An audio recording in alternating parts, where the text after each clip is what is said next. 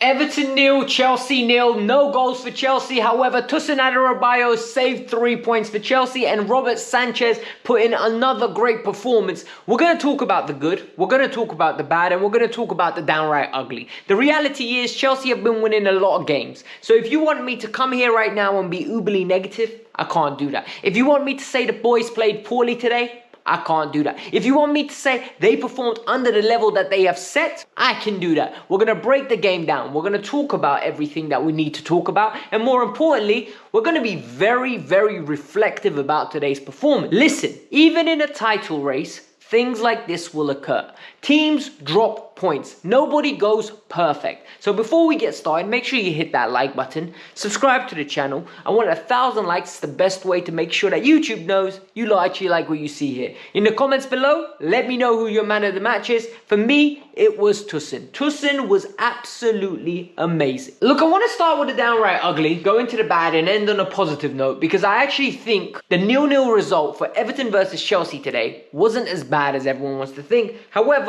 I want to talk about the reality of what happened. Look, downright ugly is it was windy, it was rainy, it was cold, and what ended up happening was Everton turned it into their type of game in the second half. The first half, the performance was good. We genuinely were the better team, we controlled it, we created chances. The second half turned into a game that Everton wanted to see, and that's the ugly truth.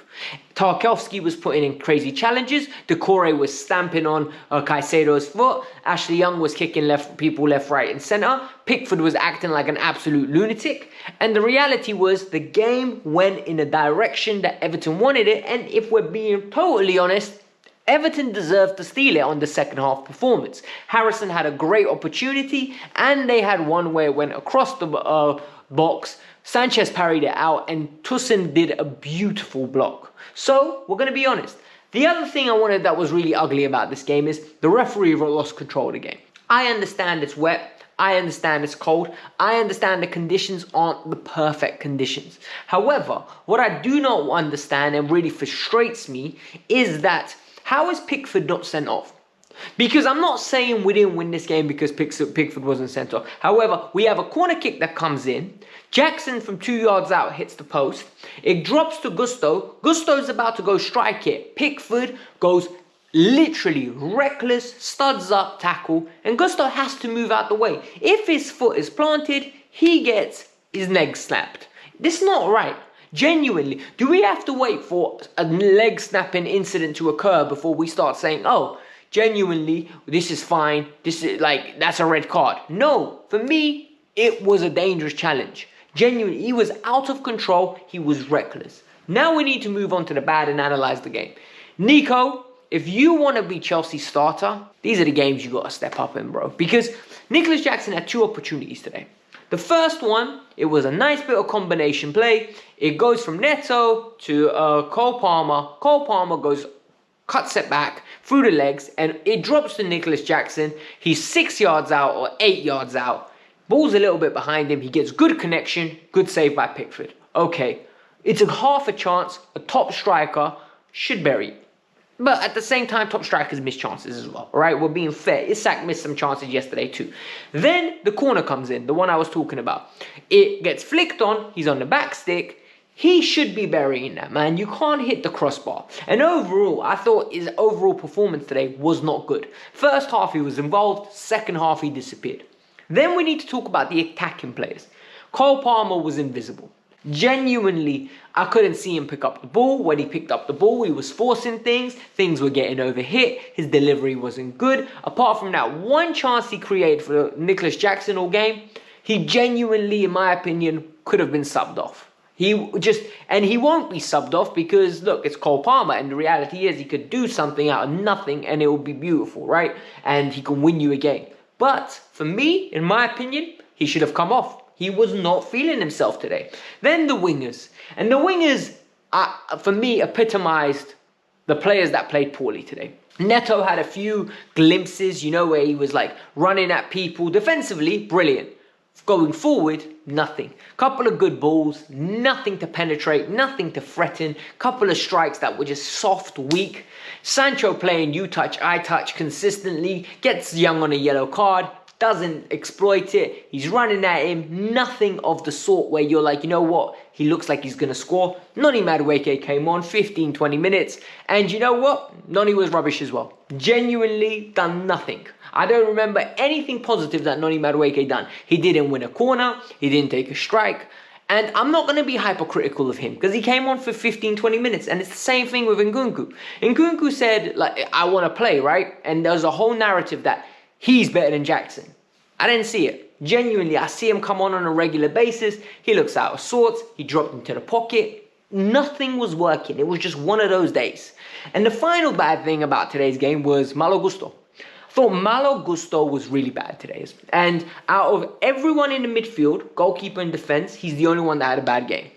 Genuinely, on the ball, he's on the left-hand side, so the balance was just all wrong straight away. He's getting into the final third. He's not overhitting it, and you see the drop-off between him and Cucurella. Genuinely, the fizzing of the passes, he needs to develop in that position. He really does, and we struggle when he plays. You can really tell on that left-hand side, he is really struggling to understand the assignment and how to get, when he needs to go on an overlap, when he needs to go into the 10. And genuinely, we were struggling at building up the play. Everton were just getting deeper and deeper. There was no space, and it was super, super frustrating. And at the end of the day, Gusto was the reason Harrison had that opportunity. He completely switched off. Sanchez bailed him out with an excellent save, and it is what it is. However, there are positives, and I need to break it down. But before we get to the positives, make sure you hit the like button. Look, Chelsea have had a brilliant season, so support the channel. So look, there's going to be a lot of negativity, and I've got a few positives here that I want to talk about, right? Sanchez deserves praise. And the reason Sanchez deserves praise is because when Sanchez makes mistakes, I'm the first one to call him out. Against Brentford, Sanchez made good saves. Today, in transition, there was one in the first half. Mangala, Decore's running through, drops to Mangala. Mangala opens his body, kicks it from around about outside of the box, so maybe another 20, 25 yards. Sanchez gets down, lovely parry all the way to the side. Should make the save, but it's a good save. The second one, there's a good chance for Harrison on the back stick. Everton work it well in transition again. And in the second half, they were working more in transition. It gets to Robert Sanchez, makes himself massive. Good save with his right foot. He just literally made himself as big as possible and closed the gap out. Very well done. The third one, the ball comes across the box. He parries it out. I want him to have a stronger arm, but he got something that got it away from Beto. I think it was in the middle. So overall, Sanchez had a great game. And the other player that played really well today was Toussaint. Toussaint's passing in the first half was amazing. The way he handled Calvert-Lewin was even better. The way he handled Beto. Overall, that block at the end was absolutely unreal. This was the best game that Toussaint Adarabioyo had played in a Chelsea kit. Genuinely, hustling, bustling. He literally met physicality for physicality. Good on the ball. Just overall, very proud of the performance he put in. Defensively, we were solid. We kept a clean sheet. We don't keep clean sheets. Do you know what I mean? Everton were really limited to their opportunities. In the second half, they had two good opportunities, but in the whole game, when you look at the whole picture, we were good. Levi Colwill was positive as well. Really wasn't soft. Couple of few scruffles. All in all, good on the ball. Disasi, in my opinion, I thought Disasi had a decent game. I think Disasi is limited going forward, right? We know that. He's not a right back. He's out of position. However, on set pieces, and this is where I want to talk about, defensively, Everton are one of the best attacking sides from set pieces. We defended so well. Toussaint, Disasi, Colwill, Jackson, everyone stepped up. We worked as a unit, we worked as a whole collective, and it was so good. Genuinely, we were good. We actually defended well, we defended properly, and I was very proud of it. The midfield as well. Enzo and Caicedo did not deserve not to go home with 3 points today. Because Enzo and Caicedo were one of the better shining lights of this team performance today.